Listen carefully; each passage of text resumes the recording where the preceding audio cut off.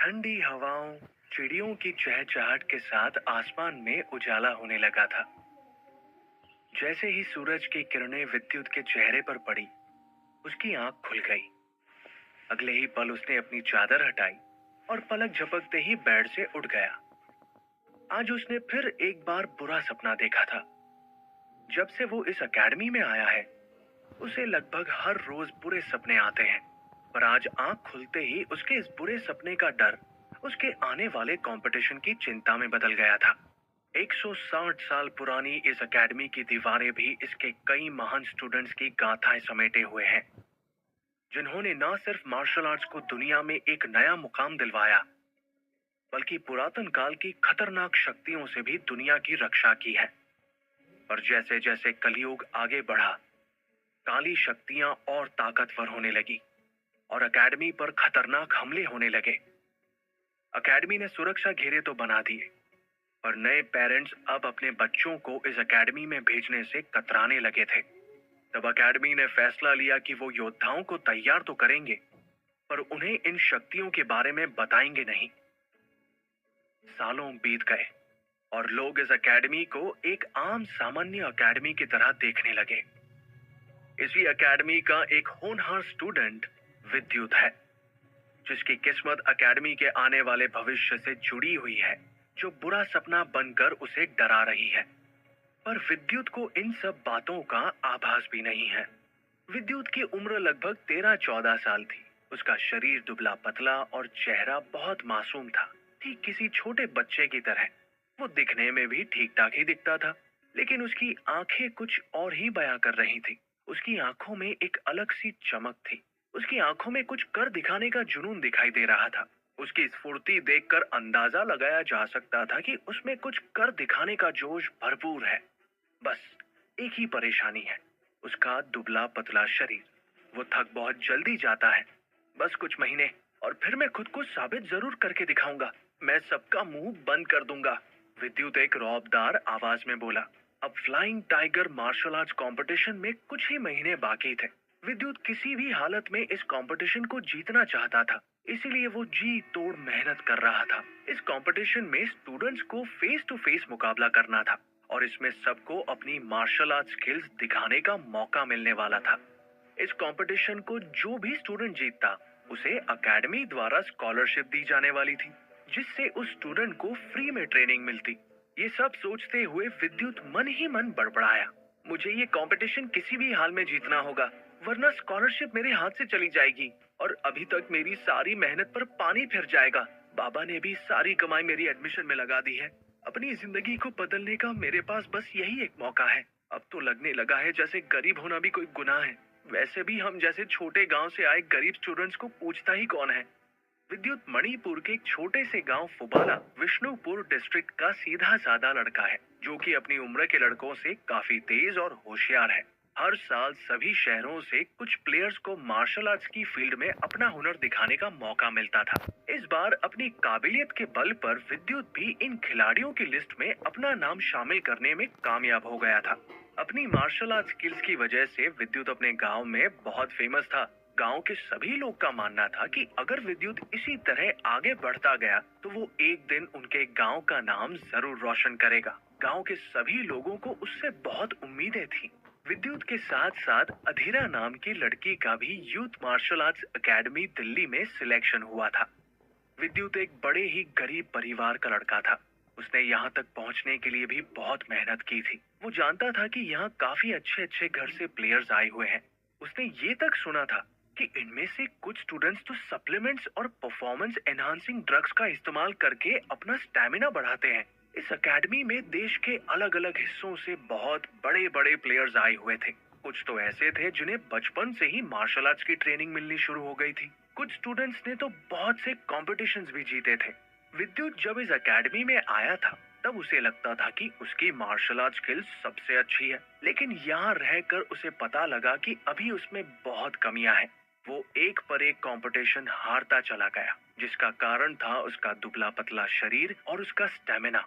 वो जान चुका था कि वो अभी एक कुएं में मेंढक की तरह है, जिसने कभी बाहर की दुनिया देखी ही नहीं।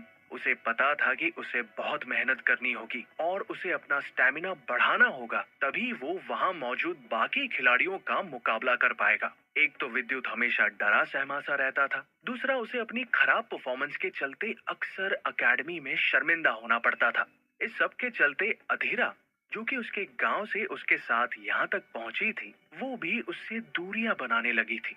वो अब उन स्टूडेंट्स के साथ रहती थी जो कि एकेडमी में सबसे फेमस थे और तो और जिनकी मार्शल आर्ट स्किल्स भी अच्छी थी। विद्युत को अभी भी अच्छी तरह याद है कि जब वो दोनों अपने गांव में थे तो कैसे अधीरा उसके आगे पीछे घूमती रहती थी। वो उससे बात करने के बहाने ढूंढती थी, लेकिन उस वक्त विद्युत का ध्यान सिर्फ और सिर्फ मार्शल आर्ट्स पर था। अचानक विद्युत पानी के छींटे अपनी आंखों में मारते हुए मन ही मन बड़बड़ाया, जब तक मैं खुद को साबित नहीं कर देता मैं दोबारा गांव नहीं लौटूंगा। इतना कहते ही विद्युत ने एक गहरी लंबी सांस ली और वो प्रैक्टिस हॉल की ओर बढ़ गया। उसने पूरा ध्यान लगाते हुए किक करना चाहा, हैया, लेकिन इसके बाद उसकी टांग ने मानो काम करना बंद ही कर दिया। वो दर्द से कहराने लगा। वो गुस्से में बोला, परेशान आ चुका हूँ इस जिंदगी से। विद्युत मेहनत करके अपना नाम बनाना चाहता था, वो भी बड़ा आदमी बनना चाहता था। वो ये सुन सुनकर परेशान आ चुका था कि वो गरीब है और एक ऐसी जगह का रहने वाला है जिसका किसी ने पहले नाम भी ना सुना हो। ये सब सोचते हुए हिम्मत जुटाकर वो दोबारा कोशिश करने लगा। अब उसे प्रैक्टिस करते हुए लगभग 1 घंटा हो चुका था। प्रैक्टिस करते हुए भी बार बार वो यही दोहरा रहा था, मैं ऐसे हार नहीं मान सकता, मैं खुद को साबित करके रहूंगा। मुझे बाकी स्टूडेंट्स का मुकाबला करने के लिए अभी बहुत मेहनत की जरूरत है। मुझे इसके लिए थोड़ा टाइम तो चाहिए ही होगा। ये सब कहते हुए विद्युत के माथे से पसीना बहने लगा था। उसके कपड़े तक पसीने से भीग चुके थे। उसकी सांस भी फूलने लगी थी। लगभग आधे घंटे बाद दिन चढ़ चुका था। चारों ओर उजाला था। अब धीरे धीरे बाकी के स्टूडेंट्स भी प्रैक्टिस हॉल में पहुंचने लगे थे। कुछ स्टूडेंट्स आपस में बात करने में बिजी थे, तो वहां कुछ ने तो आते ही प्रैक्टिस करना शुरू कर दिया था। अचानक कुछ स्टूडेंट्स उसे अजीब सी नजरों से घूरने लगे। वो सब उसे इस तरह देख रहे थे जैसे मानो वो उसे नीचा दिखाने की कोशिश कर रहे हो। विद्युत इन सब चीजों पर ध्यान देना नहीं चाहता था, इसीलिए वो फिर प्रैक्टिस में जुट गया। तभी किसी ने पीछे से आकर उसके कंधे पर हाथ रखा और उसके कानों में एक आवाज गूंजी,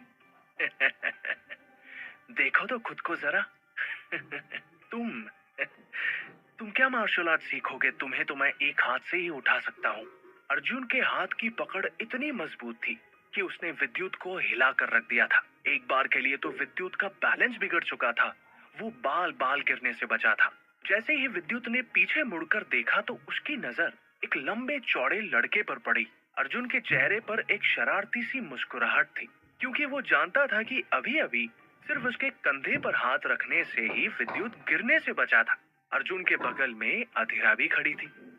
अर्जुन, अर्जुन तुम ये क्या कर रहे हो? विद्युत एक लड़खड़ाती हुई आवाज में बोला। विद्युत के चेहरे पर नाराजगी साफ देखी जा सकती थी। वो बहुत गुस्से में था। वो अर्जुन को मुंह तोड़ जवाब देना चाहता था, लेकिन वो अर्जुन के सामने बहुत कमजोर था। वो चाह कर भी अर्जुन का मुकाबला नहीं कर सकता था। जब पहले दिन विद्युत इस एकेडमी में आया था, तब भी अर्जुन और उसके बीच थोड़ी नोकझोंक हो गई थी। वो अर्जुन को उसी दिन से ही पसंद नहीं करता था, क्योंकि उस दिन भी अर्जुन छोटे शहरों से आए हुए स्टूडेंट्स का मजाक उड़ा रहा था। तब से अर्जुन विद्युत को नीचा दिखाने का कोई मौका नहीं छोड़ता था। ये सब चल ही रहा था कि तभी एक तेज आवाज अर्जुन के कानों में गूंजी, अर्जुन देखो तो इस लड़के को कितना दुबला पतला सा दिखता है। ये क्या तुम्हारा मुकाबला करेगा? तुम तो इसे 10 मूव्स में ही हरा सकते हो। 10 मूव्स? 10 मूव्स तो तुमने कुछ ज्यादा कह दिया। ये मेरे सामने अभी बच्चा है। वैसे मैं इसे 3 मूव्स में ही हरा सकता हूँ। इतना कहते ही अर्जुन जोर जोर से हंसने लगा। वहां मौजूद बाकी के स्टूडेंट्स अर्जुन को उकसा रहे थे। अर्जुन इतराते हुए एक बार फिर बोला, मैंने तो 3 मूव्स भी ज्यादा कह दिया। मैं इसे एक अटैक में ही सबक सिखा सकता हूँ। जैसे ही वहां मौजूद स्टूडेंट्स ने अर्जुन की बात सुनी, उनकी आंखें खुली की खुली रह गईं। वो सब अर्जुन की बात सुनकर बहुत हैरान थे। इस वक्त सबकी नजर अर्जुन और विद्युत पर ही टिकी हुई थी। विद्युत के चेहरे के एक्सप्रेशंस बदल चुके थे। उसके चेहरे पर एक बार फिर नाराजगी झलकने लगी थी। अभी अभी जो बात अर्जुन ने कही वो बात विद्युत से कुछ हजम नहीं हो रही थी। आखिर ये अर्जुन खुद को समझता क्या है? इतना कहकर विद्युत ने अपनी हाथ की मुट्ठी बांध ली। वो ये अच्छी तरह जानता था कि अर्जुन उसे जानबूझकर उकसा रहा है। ये सोचकर उसने अपना गुस्सा शांत किया। वो उसके जाल में नहीं फंसना चाहता था। वो जानता था कि भले ही अर्जुन उसे एक मूव में गिरा दे, लेकिन फिर भी वो उसे आगे इसी तरह परेशान करता रहेगा। विद्युत को इस एकेडमी में आए हुए पूरे 6 महीने हो चुके थे। इन 6 महीनों में कई बार अर्जुन ने उस पर इसी तरह हाथ उठाया था, जिस वजह से अब विद्युत भी अर्जुन से पीछा छुड़ाने के तरीके सीख चुका था। देखो अर्जुन, आज मैं सुबह से प्रैक्टिस कर रहा हूँ।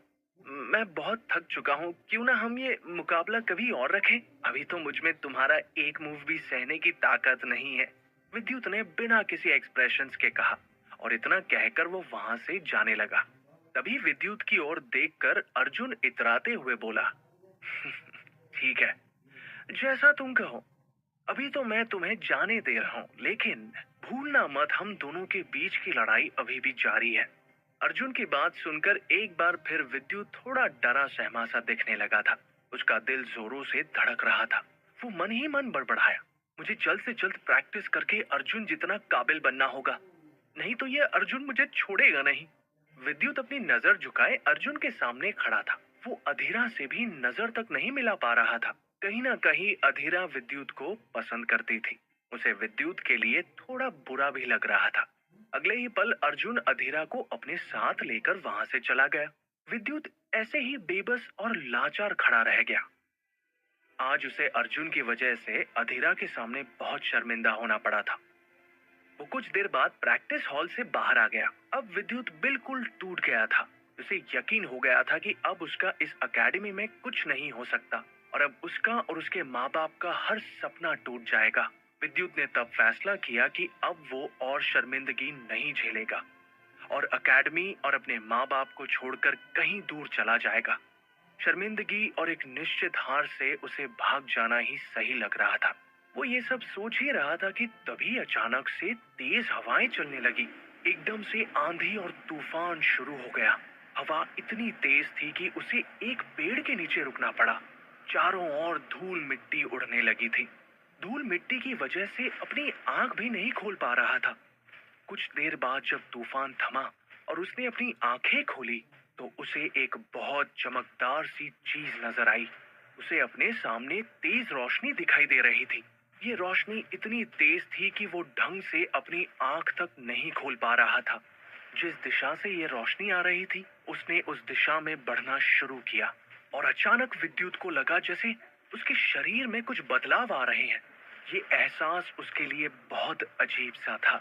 पर जैसे ही वो उस रोशनी के पास पहुंचा, धीरे धीरे वो रोशनी हल्की होकर उसकी आंखों के सामने से ओझल हो गई और विद्युत फिर से नॉर्मल महसूस करने लगा। विद्युत को समझ नहीं आया कि आखिर हुआ तो हुआ क्या। उसने अपने आप को चोटी काटकर तसल्ली की कि कहीं वो कोई सपना तो नहीं देख रहा था। तो फिर वो रहस्यमयी चीज क्या थी जिसे देखने में लग रहा था कि वो सीधा हातिम ताई की कहानी से उसकी असल जिंदगी में आ गई हो। आखिर उस रोशनी को देखकर विद्युत के शरीर में क्या हो रहा था? विद्युत गहरी सोच में पड़ गया था। आखिर ये रोशनी कहाँ से आ रही थी? वो रोशनी एकदम से कहाँ गायब हो गई? कहीं विद्युत कोई सपना तो नहीं देख रहा था? ये उसके साथ क्या हो रहा था? उसे कुछ समझ नहीं आ रहा था।